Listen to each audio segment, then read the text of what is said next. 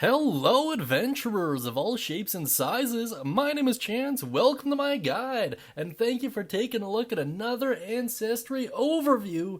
Today we're looking at the gnome, which honestly, when I first started getting into it, I wasn't super excited, but let me tell you, upon further analysis, I dare say the gnomes are one of the coolest ancestries in the game, like hands down. I think they're great for roleplay, but there's a potential plot line that I'd love to execute, and I'll tell you about it in a little bit here.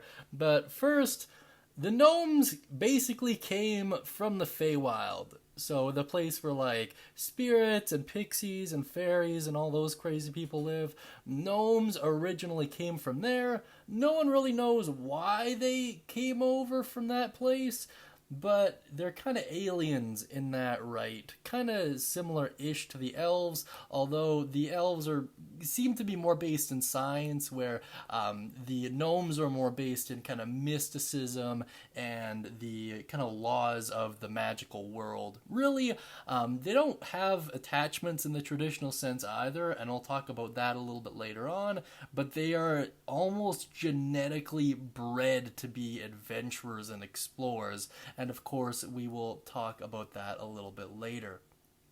So, before we do though, let's talk about some surface level stuff about them. So, if you identify as a gnome, you might embrace learning and hop from one area of study to another without warning, kind of very haphazardly in most cases. And that's interesting because that's in direct contrast to the elves, right? It's very interesting.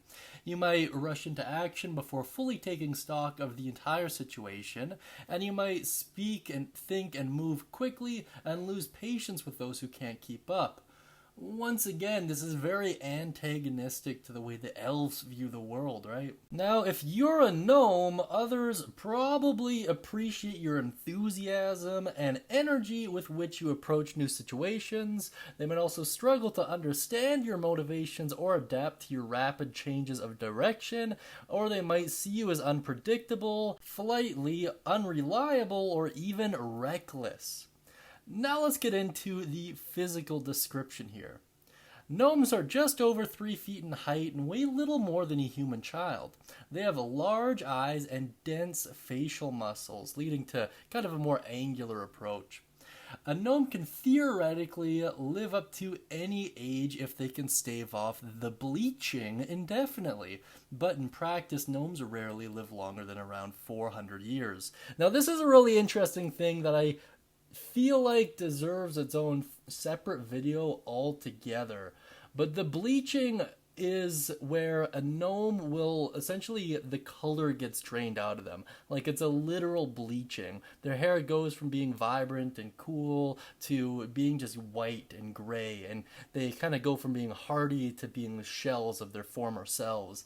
It's a really interesting process, and it happens when a gnome basically stops living to the max or tones it down. So it's when they stop going out on adventures. It's when they stop coming up with cool inventions. It's where they kind of start to mellow out that this bleaching starts to take effect. So long as a gnome is happy and vibrant and always experimenting and trying new things, they can basically live forever, which could lead to a ton of interesting plot hooks of like gnome gods, basically, or well-known gnome adventurers who have been doing it for thousands of years.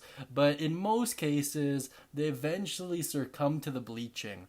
And there's a strong argument to be made for it being something that's native to the essentially material plane that kind of erodes at the fey nature within them, I would say.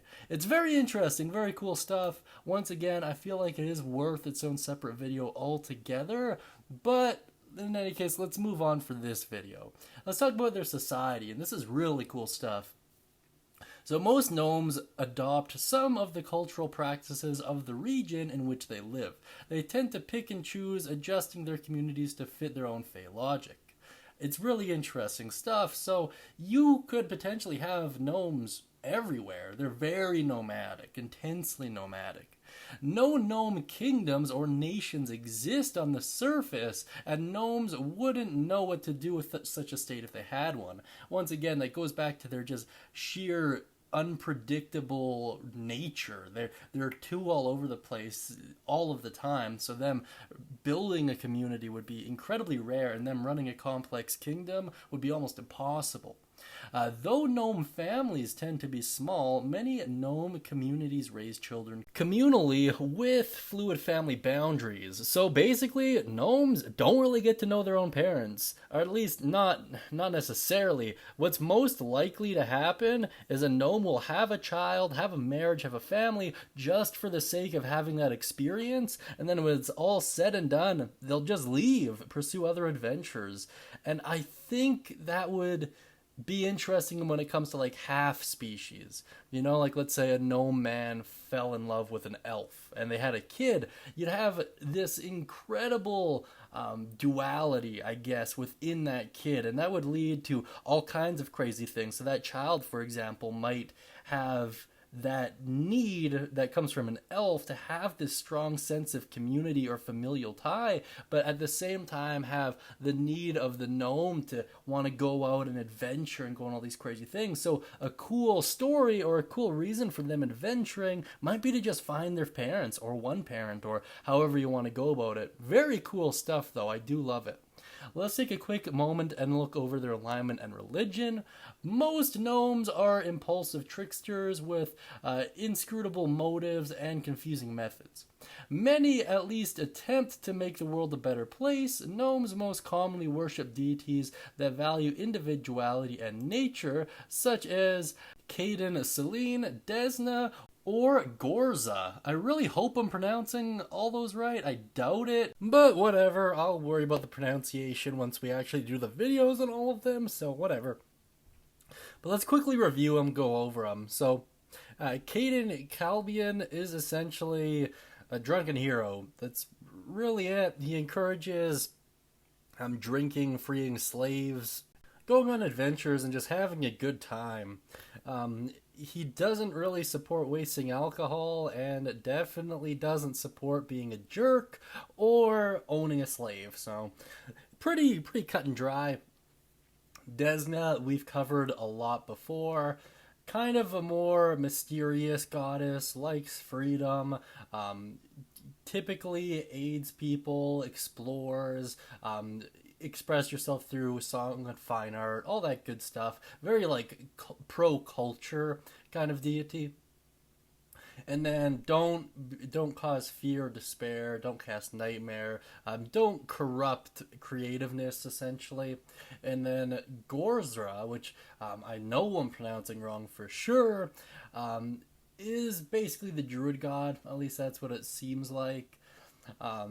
Cherish, protect, respect nature, don't bring civilization to intrude in the wild, don't create undead. Basically just respect the natural flow of the world. Ultimately, I do think that they all fit the gnomes incredibly well. Some of them might actually lead to what classes you end up picking, so it's certainly worth considering. Then again, looking at how spontaneous gnomes are, I would be hesitant to believe that they would be consistent in their belief system, to say the least. But let's take a look at their names. So gnome names can get quite complex and polysyllabic. They have a little interest in familial names, once again because they don't really have families, and most children receive their names purely on a parent's whim, which is terrible. They often go by shorter nicknames. Some even collect and chronicle these nicknames. Among the gnomes, the shorter the name is, the more feminine it's considered to be. So it's really interesting. Certainly not a very traditional naming convention, but once again, they are basically Fae, so that does make sense. Some easier to pronounce ones are Fidget, would make an interesting girl name. Neji as well, interesting girl name. A lot of these boy names, or presumably more male names, are several syllables long, so Krolmanet is one of them, so it's rather interesting. I'd definitely implore you to come up with your own, make it easy to pronounce. As a general rule of thumb, girl names probably between 1 to 2 syllables, and boy names typically 3 plus, I would imagine, would be the kind of cultural norm there. That being said, let's deal with some more concrete stuff and go over their mechanics. Their hit points are 8, speed is 25 feet, size is small, ability boost to Constitution, Charisma, and 1 free ability boost, and ability flaw to Strength. Looking at their languages, Common, Novish, Sylvanan, and then additional languages equal to your intelligence modifier so long as it's positive. Choose from Draconic, Dwarven, Elven, Goblin, Jotun, Orcish, and other languages which you have access, and that's typically based on the region you live in. And then traits are Gnome and Humanoid, as you might expect. And under special traits, you'll see that they have low light vision, much like the elves. So you can see in dim light as though it were bright light, so you ignore the concealed condition due to dim light.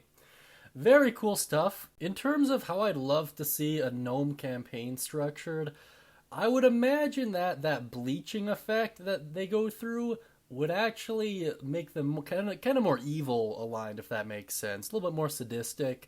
Might even give them a good strength boost. And I would imagine bleached gnomes want other gnomes to become bleached as well once that process kind of runs its cycle.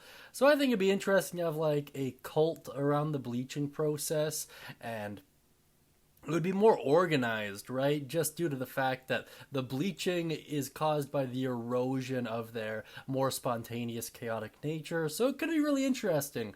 That being said, let me know what you think down beneath in the comments section. Let me know what you think of the gnomes, any cool character ideas, concepts, questions, comments, or concerns as well. That being said, I hope you all have a great day, and as always, happy adventuring.